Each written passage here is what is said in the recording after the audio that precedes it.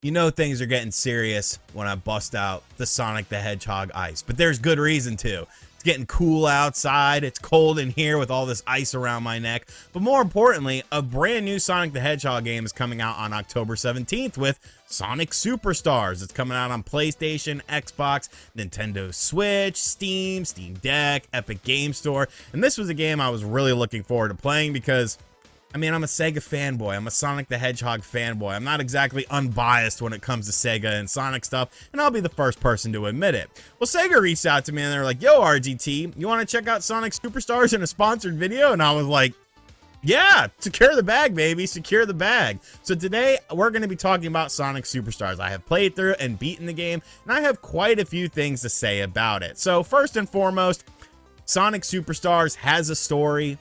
It's a 2D Sonic game. I don't need a deep narrative, and there's not a deep narrative here, and that's a good thing in my opinion. Dr. Eggman, Robotnik, is back with Fang the Hunter. There's a new character named Trip. They've taken a bunch of Chaos Emeralds, and Sonic and his band of brethren and sister with Amy needs to take back these Chaos Emeralds and restore order to the world. It is a basic story. It is exactly what I want from a 2D Sonic game. I don't need voice acting and deep stories and characters and stuff like that. No, I'm here for gameplay. Now, there is a cutscene that plays at the start of the game, an animated cutscene that I think looks pretty good, kind of reminiscent of the Sonic CD style cutscene that first plays when you boot up the game on the Sega CD. And then there is an ending, and then there's a true ending of the game as well that also has an art style, that same sort of comic book art style to it. It's nice, it's an effective vehicle, but I'm not here for that stuff. I am here for the gameplay, and that, my friends, is where Sonic Superstars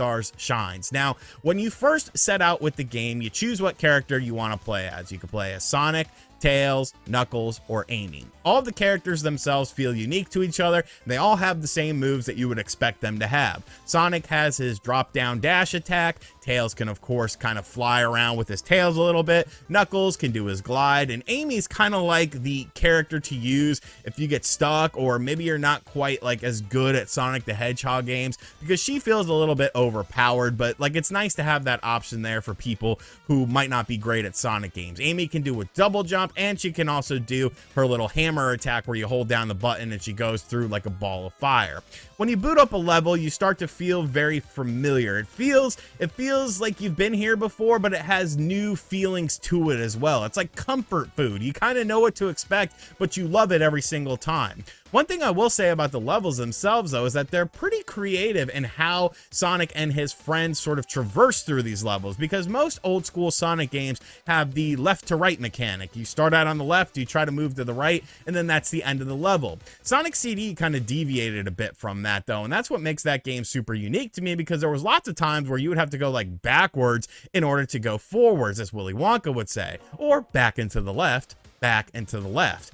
Now, Sonic Superstars kind of takes that and really expands upon the levels themselves by making it so that you're going like up and down and right to left sometimes in order to progress. There's a million different paths that you can take throughout the level to get to the end of the level, and that's good for a myriad of reasons. One, it keeps the game flowing very nicely. So like if you're jumping on a higher area and then you fall to the bottom, like you're still moving and you still have your momentum. But the other reason is it really creates a level of exploration and wanting to revisit levels to see what you might have missed within them. Now, I said Sonic and his friends all have their standard abilities, but the Chaos Emeralds in this game actually play kind of a unique role in the fact that they are actually used for brand new abilities in this game that you can summon at certain points.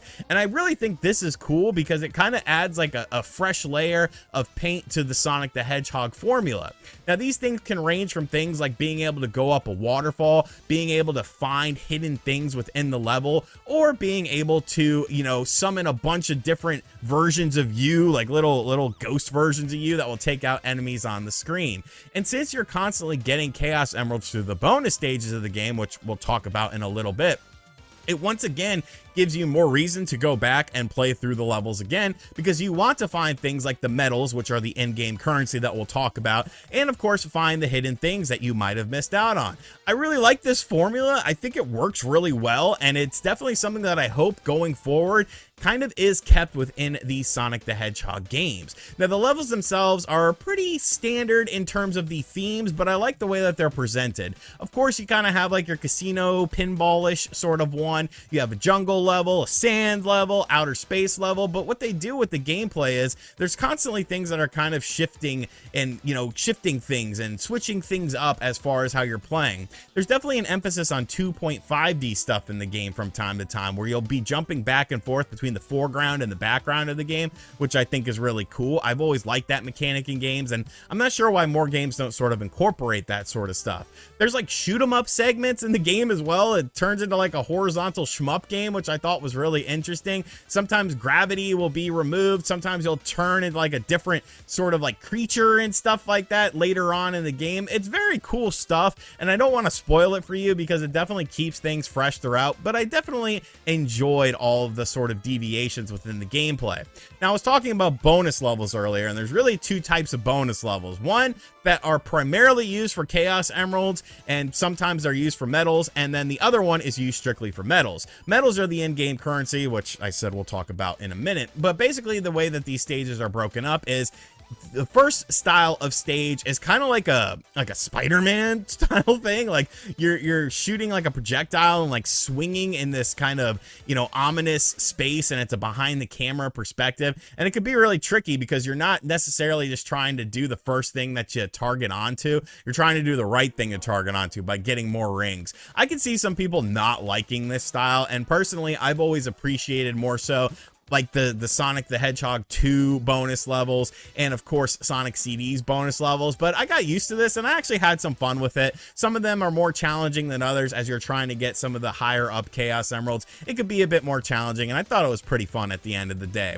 The other style of bonus level is more similar to Sonic the Hedgehog 1, except it has multiple levels to it, and what you're doing here is trying to get the medals. Now, the medals in the game are actually used for the multiplayer component of the game, which we'll talk about in just a minute. But these medals are basically the in-game currency. They allow you to basically create an avatar character that you can use in the multiplayer stuff, and you can customize them to your liking. Use different sorts of metallic heads and bodies and arms and stuff like that. Give them a spray paint coat on there as well to make them a color that you want to make them, and then you use these online. I like this because the medals, you're not going to get all of the medals like your first playthrough of the levels. You have to have certain abilities from the Chaos Emeralds in order to get certain medals within the game. So you're constantly replaying the game and constantly replaying levels in order to get more medals, in order to customize your character to play with the multiplayer stuff. Now, the first portion of multiplayer stuff I did not check out.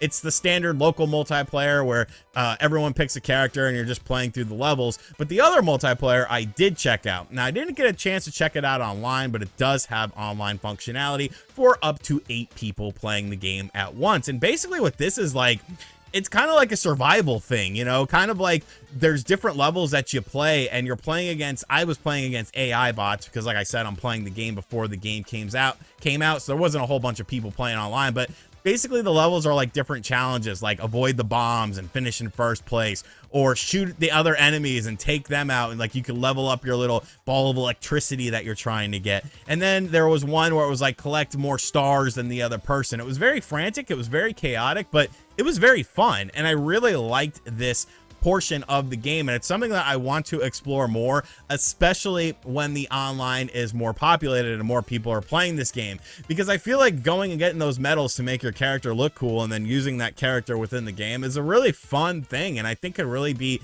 a source of enjoyment for people kind of after you beat the game. Now, the game itself, I mean, it doesn't overstay its welcome. There's a lot of stages in there. There's also hidden stages. There's also hidden fruit stages that you could get more medals in within these stages that you have to unlock, and you have to use a piece of fruit in order to play them. You get the fruit by playing through the level and getting like this little merry-go-round style thing to stop on the right thing to get another piece of fruit. You know, it's cool. I like those levels too. I didn't really spend too much time with them, but one thing that I definitely really like about the game is just how the levels flow and how there's always something different like going on within the levels. It just keeps things fresh throughout. And the game does have a lot of content to it. Besides the main stuff that we've talked about, once you beat the game, you actually unlock a different story for a character that you unlock within the game, and you can play through that character's story. And that character plays very different than all the other characters that you've already played as, and there's new portions of the level that you can only go through as this character, and there's a new enemy within this as well. So it still feels fun, and it still gives you reason to go back and play through it with this different character, because you're going to different areas and dealing with a different enemy and playing with a whole new sort of play style. Presentation wise, I think the game looks really good. You know, all the levels look creative. I think some are a bit more creative than others, but for the most part, everything looks great. You know, I think Sonic and all of his friends look great. They all animate very well. I played this on the Steam and the Steam Deck. Rock solid 60 frames per second, no hiccups, no slowdown. Everything was beautiful looking. The colors all pop really nicely. There's cool stuff happening within the background to keep you occupied. Some of the levels have some really cool effects going on too, and I think it just is a very visually pleasing 2D Sonic game with some 2.5D elements into it. Audio wise, you know, music is subjective. I definitely liked some of the songs more so than other songs. I felt like some of the songs were a bit more memorable than other songs, but that's something that, you know, could adjust over time. Like for Sonic the Hedgehog 2, like Chemical Plant Zone was my favorite song of like all time, but as I've gotten older, I've appreciated more songs within it. So maybe that my mind will change with that, and I'll like different songs more so than I like now. But it all sounds good. All the characters sound good. There's no voice acting or anything like that, but that's fine with me. I don't need a talking hedgehog like kissing a human woman. As far as complaints are concerned, it's a Sonic game.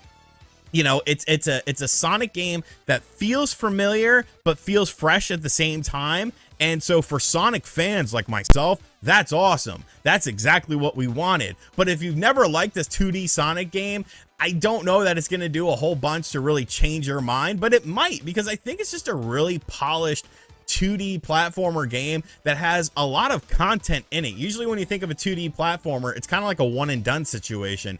You're usually beating the game and then you're not really going back. But I think with this wealth of content, like the unlockable bonus story mode that you get within it, and of course there's stuff like time attack in there as well. There's battle modes that you can play with people in local multiplayer, and then the fact that there's the online portion of the game, like it's a lot of content within the game.